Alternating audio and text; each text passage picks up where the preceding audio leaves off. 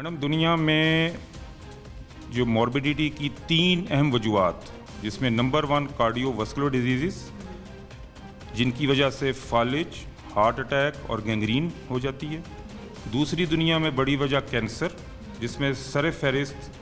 پھیپھڑوں کا کینسر اور گلے کا کینسر۔ اور تیسری بڑی وجہ دنیا میں موربیڈیٹی COPD، chronic obstructive pulmonary diseases۔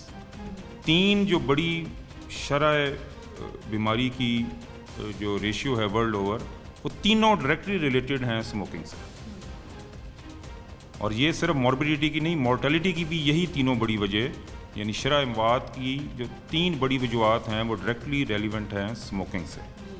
اور اس میں تکلیف دہ عنصر یہ ہے کہ یہ اسموکنگ عام طور پہ عادتاً شروع کی جاتی ہے، صرف ایک ریلیف کے طور پہ یا ایک کمپنی کو انجوائے کرنے، لیکن بعد میں وہی جو ان کو رحمت لگ رہی ہوتی ہے اپنے لیے یا اپنے مینٹل ہیلتھ کے لیے یا اپنے فزیکل ہیلتھ کے لیے، وہی رحمت جو ہے وہ بہت بڑی زحمت، اور بہت بڑی وہ زحمت نہ صرف ڈاکٹر حضرات کے لیے، ہسپتالوں کے لیے، بلکہ حکومت کے لیے، کیونکہ حکومت کو ایک بہت بڑا بجٹ ان لوگوں کی صحت پہ، ان کی بیماری پہ اور بعد میں ان کی کمپلیکیشنز کو ٹیکل کرنے میں مختص کرنا پڑتا ہے۔ اور سب سے امپورٹنٹ بات عوام کے لیے یہ ہے کہ یہ پریونٹیبل ہے،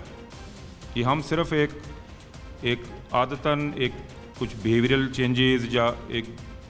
محفلوں میں کچھ اپنے وقت کو انجوائے کرنے کے لیے یا اپنے دوست احباب کو دیکھ کے عادتاً شروع کی جاتی ہے، جو کہ ایک بہت بڑا بعد میں سوسائٹی اور گورنمنٹ کے لیے ڈیلیما ہو جاتا ہے، اس کے مضر اثرات کو ٹیکل کرنا۔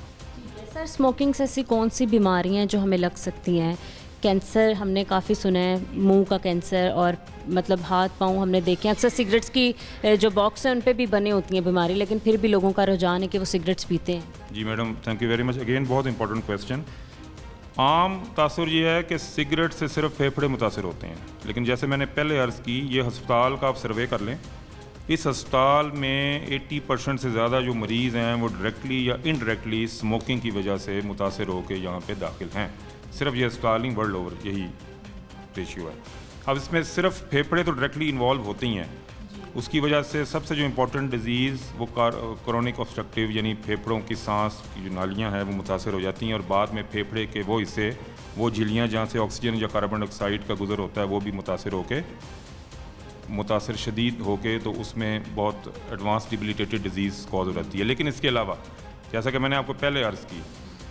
کارڈیو واسکولر ڈیزیز کی بھی سب سے اہم وجہ، 2 سب سے اہم وجوہات، ایک شوگر اور دوسری اسموکنگ۔ اب کارڈیو واسکولر ڈیزیز وہ ہیں جس میں خون کی نالیوں میں رکاوٹ پیدا ہو جاتی ہے، کلوٹنگ ہو جاتی ہے، اور اس کلوٹنگ کے ہونے میں سب سے اہم وجہ میں نے آپ کو جیسے پہلے عرض کیا، اسموکنگ۔ اور جب وہ کلوٹنگ ہو جاتی ہے تو پھر اس کلوٹنگ کی وجہ سے فالج، ہارٹ اٹیک اور گینگرین۔